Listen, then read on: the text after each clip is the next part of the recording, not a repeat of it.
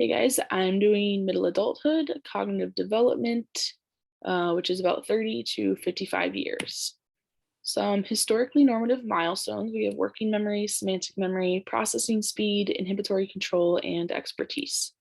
So first we have working memory, which is the information one is actively thinking in the present moment.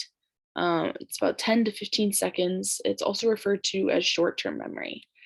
This tends to decrease in late middle adulthood, and it's particularly difficult when the information relevant for solving the problem is new or the method for solving the problem is new.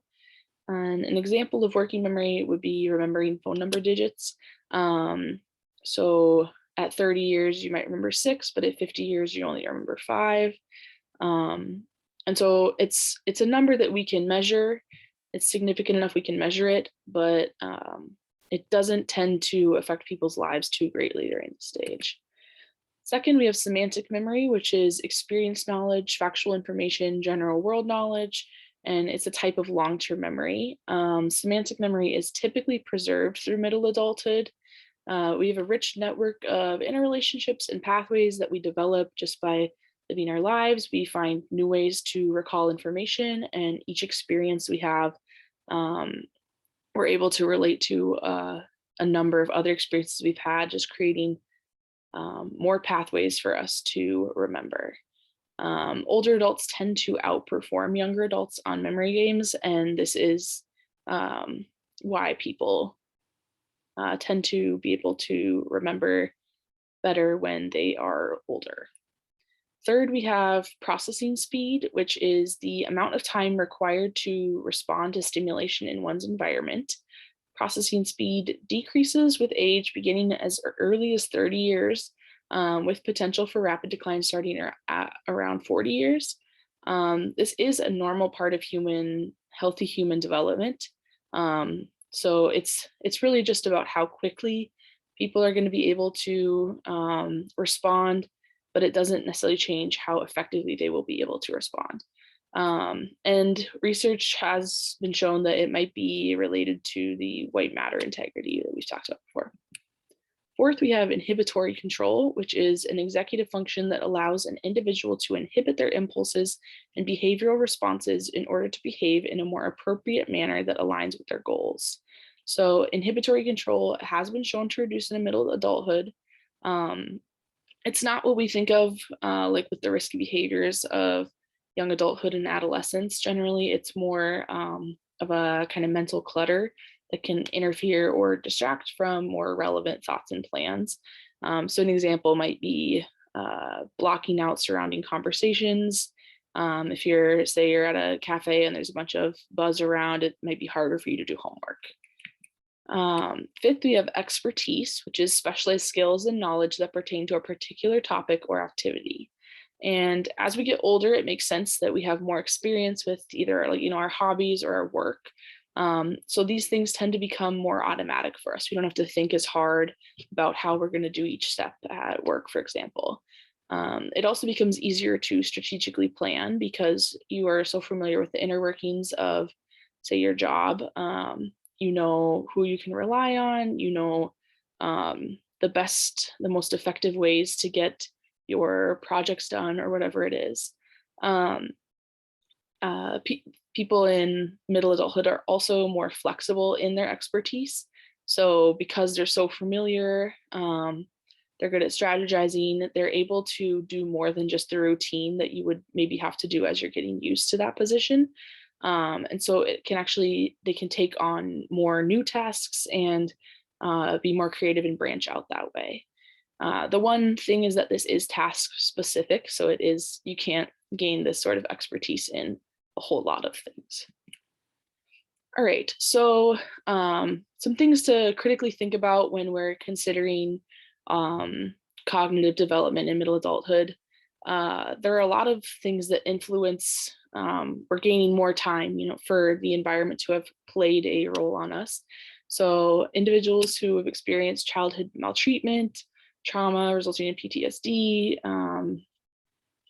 things like I saw a lot from seeing wartime, but also just we know traumas in a lot of areas. There's also physical head trauma. There's many ways to experience trauma that can have limited or dysfunctional cognitive abilities for individuals.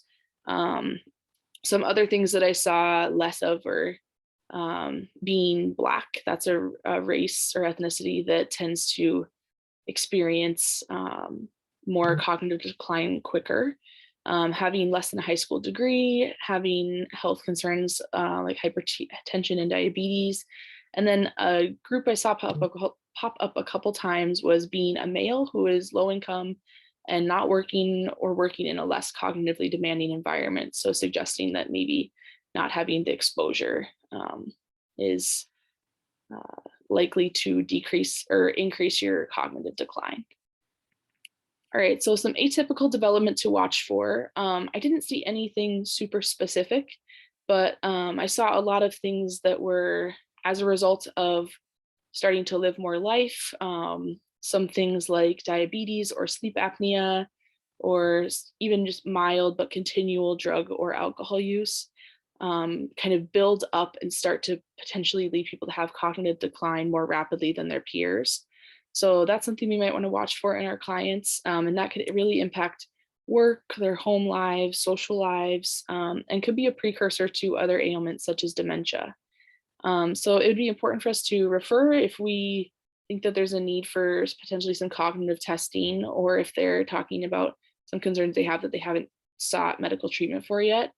In terms of memory, there are quite a few memory training programs that I saw that had been relatively successful in helping people with memory, and also just helping people maybe who are experiencing pretty mild cognitive decline, but enough that it's, they mentioned forgetting things. Some simple tricks like planners or mnemonic devices or sticky notes were suggested. And then also if, for example, diabetes is a concern and their doctors have talked to them about changing, the food they're eating or their level of activity, if that's something they're struggling with, we can help, we can try and help navigate some of those concerns with them. All right, practice item 17.3 is contrast the findings of cross-sectional and longitudinal studies of crystallized and fluid intelligence over adulthood. So fluid intelligence is just the mechanical aspects of thinking, processing speed, working memory, kind of the executive functions. Crystallized intelligence is the skills or the information that we acquire throughout our lives. So it's kind of more like semantic memory. And in cross-sectional studies, they found that, or they saw that people's intelligence was kind of decreasing throughout their lifetime in pretty much all areas.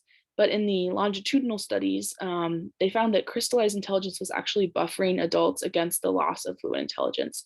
So when processing speed or working memory started going down, the skills that they had developed to help themselves remember things through that kind of semantic type memory were able to compensate for quite a while. However, I did see some recent research that came out this year it was two large longitudinal studies, and they found that when as fluid intelligence was going down, they were either smaller or there was kind of no crystallized intelligence gains. So suggesting that maybe those initial longitudinal studies were perhaps not as significant as they might have originally thought. All right, practice item 17.4 is analyze changes in cognitive capacities during middle adulthood, including attention, memory, processing speed, and expertise. So the fluid intelligence I was talking about, the things like processing speed, executive function, attention, all tend to decrease throughout middle adulthood. However, the levels and the timing vary a lot. They vary by individual, and just in general, like processing speed tends to decrease before working memory. However, it's not super noticeable until kind of end of late middle adulthood or later. And then semantic memory, crystallized intelligence, or other experience-based cognitive capacities such as expertise often remain the same or even increase throughout middle adulthood. Self with the counselor question for reflection. I know that when you think about where you draw intelligence from, do you rely more heavily on fluid or crystallized intelligence? And do you think relying on one type might hinder or help your counseling style more? Right, and there's my sources.